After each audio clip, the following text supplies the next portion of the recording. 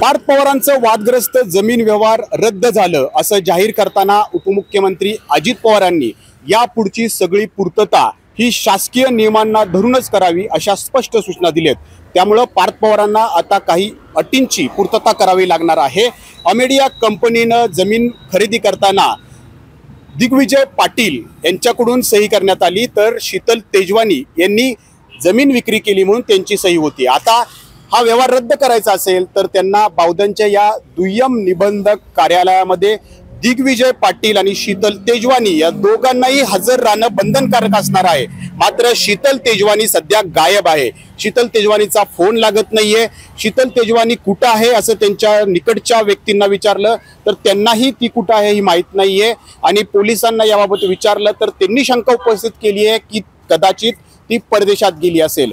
मग शीतल तेजवानी जोपर्यंत समोर येत नाही, त्यासमोर प्रकट होत नाहीत, तोपर्यंत ही सही होणार नाही आणि हा व्यवहार ही रद्द होणार नाही। एक वेळ शीतल तेजवानी जरी समोर आली तर ती सही करू शकते, परंतु त्या पुढच्याही पूर्तता ज्या आहेत त्या या ठिकाणी पार्थ पवारांना कराव्या लागणार आहेत। त्यातली पहिली पूर्तता अशी आहे की मुद्रांक शुल्क 21 कोटी रुपयांचं भरावं लागणार आहे। त्यापुढे आणखी एक अट आहे, ती म्हणजे आरटी ॲक्टिव्हिस्ट विजय कुंभार यांच्या म्हणण्यानुसार 150 ते 125 कोटी रुपयांचा नजराना भरावा लागणार आहे।